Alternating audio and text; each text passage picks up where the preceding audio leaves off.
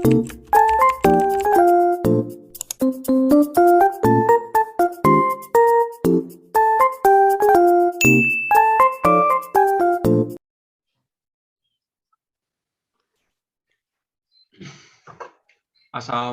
warahmatullahi wabarakatuh. Perkenalkan, saya Reza Madlin selaku moderator dari kelompok 3 yang beranggotakan Rahmi Septia Frisye, Sri Revi Regita, dan Ulfa Hasanah. Kami akan menyampaikan materi yang berjudul Landasan Pendidikan dan Penerapannya dalam Kegiatan Pembelajaran. Langsung saja, materi pertama akan disampaikan oleh Sri Revi Regita. Kepada Sri, saya persilahkan.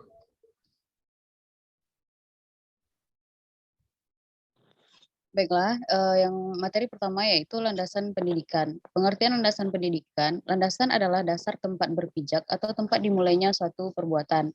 Dalam bahasa Inggris, landasan disebut dengan istilah foundation, yang dalam bahasa Indonesia menjadi fondasi. Dalam membuat suatu bangunan, fondasi merupakan bagian yang sangat penting agar bangunan itu bisa berdiri tegak dan kokoh serta kuat. Tiang, genting, kaca, dan lain sebagainya dalam satu bangunan tidak akan bisa berdiri dan menempel tanpa ada fondasi tersebut. Jadi, dilihat dari pengertian di atas, maka dapat ditarik kesimpulan bahwa landasan adalah fondasi atau dasar tempat berpijaknya sesuatu. Pendidikan berasal dari kata didik. Kata ini mendapatkan awal me sehingga menjadi mendidik, artinya memelihara dan memberi latihan. Dalam memelihara dan memberi latihan diperlukan adanya ajaran, tuntunan, dan pimpinan mengenai akhlak dan kecerdasan pikiran.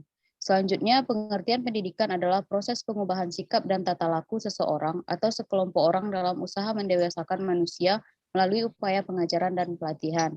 Berdasarkan penjelasan di atas, dapat disimpulkan bahwa landasan pendidikan adalah tumpuan dasar konseptual yang digunakan dalam dunia pendidikan. Landasan ini diperlukan dalam melakukan analisis kritis terhadap kaidah-kaidah kebijakan dan praktik pendidikan. Tanpa landasan, praktik pendidikan tidak akan jelas arahnya, dan itu akan menimbulkan masalah serta kesenjangan pendidikan antar manusia. Yang kedua yaitu fungsi landasan pendidikan. Yang pertama, sebagai pijakan utama yang kokoh dan adil untuk memastikan keadilan pendidikan seperti dalam landasan hukum pendidikan. Yang kedua, barometer utama untuk memastikan kualitas pendidikan yang terarah sesuai dengan kebutuhan dan tujuannya. Tiga, landasan perlindungan hukum untuk menjaga keadilan dan kemerataan pendidikan. Yang keempat, perlindungan fungsi pendidikan pada fungsi pendidikan pada paketnya agar tidak disalahkan untuk hal yang buruk. Yang ketiga, Terima kasih kepada Sri Revi Regita. Materi selanjutnya akan dibacakan oleh Ulfa Hasanah. Pada Ulfa, saya persilahkan.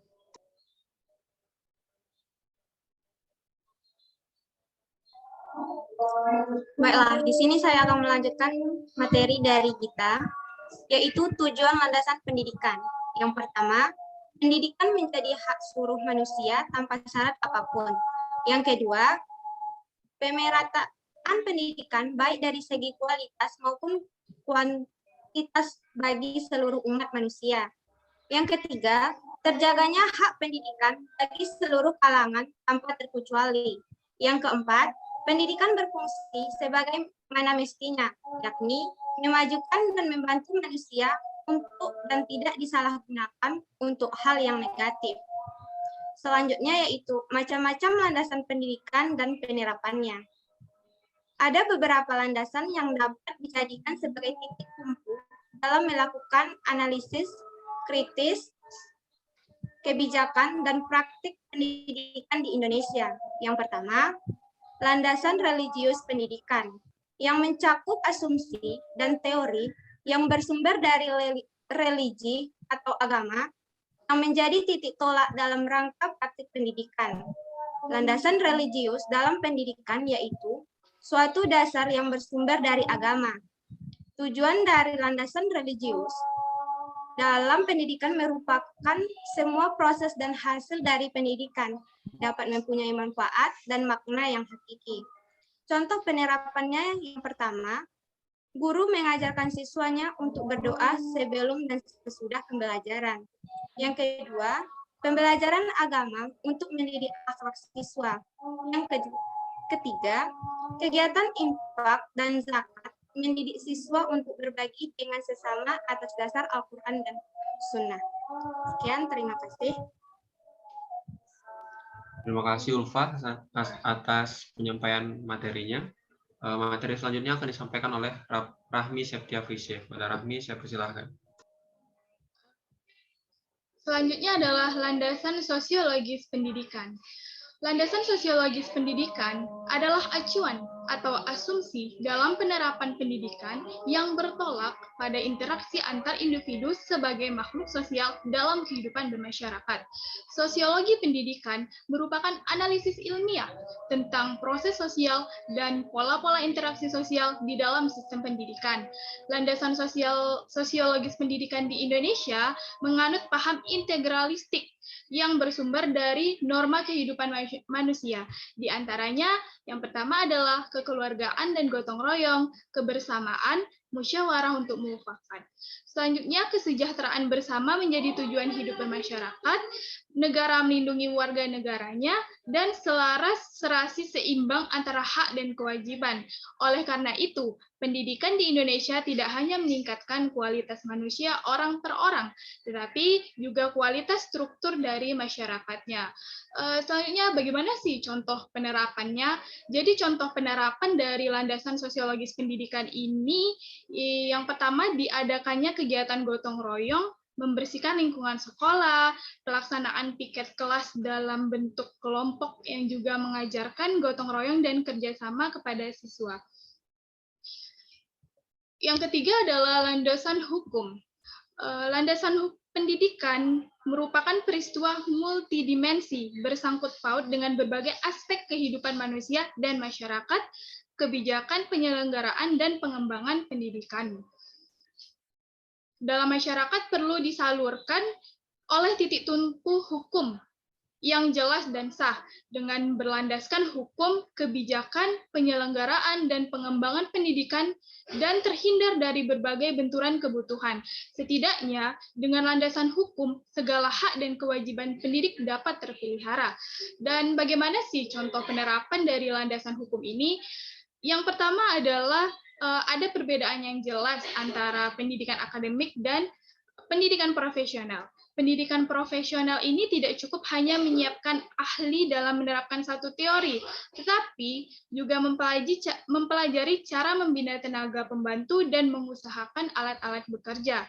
Yang ketiga, sebagai konsekuensi diri, beragamnya kemampuan dan minat siswa, serta dibutuhkannya tenaga kerja menengah yang banyak, maka diperlukan diciptakannya berbagai ragam sekolah kejuruan. Yang keempat yaitu untuk merealisasikan terwujudnya manusia Indonesia seutuhnya, maka perlu perhatian yang sama terhadap pengembangan afektif, kognitif, dan psikomotor pada semua tingkat pendidikan. Yang kelima adalah pendidikan humaniora perlu lebih menekankan pada pelaksanaan dalam kehidupan sehari-hari agar pembudayaan nilai-nilai Pancasila akan lebih mudah dicapai. Yang keenam, isi kurikulum mulok agar disesuaikan dengan norma-norma, alat, contoh, dan keterampilan yang dibutuhkan di daerah setempat. Dan yang terakhir, perlu diselenggarakannya suatu kegiatan badan kerjasama antara sekolah, masyarakat, dan orang tua untuk menampung aspirasi, mengawasi pelaksanaan pendidikan untuk kemajuan di bidang pendidikan. Selanjutnya, saya kembalikan kepada moderator. Terima kasih Rahmi atas penyampaian materinya. Selanjutnya, materi selanjutnya saya akan menyampaikan, yaitu landasan kultural. Peristiwa pendidikan adalah bagian dari peristiwa budaya. Hal tersebut dikarenakan pendidikan dan kebudayaan mempunyai hubungan timbal balik. Kebudayaan dapat dilestarikan dan dikembangkan dengan jalan mewariskannya dari satu generasi ke generasi berikutnya melalui pendidikan, baik pendidikan informal, non-formal, maupun formal. Contoh penerapannya yaitu kurikulum harus disusun berdasarkan kondisi sosial kulturil dari masyarakat.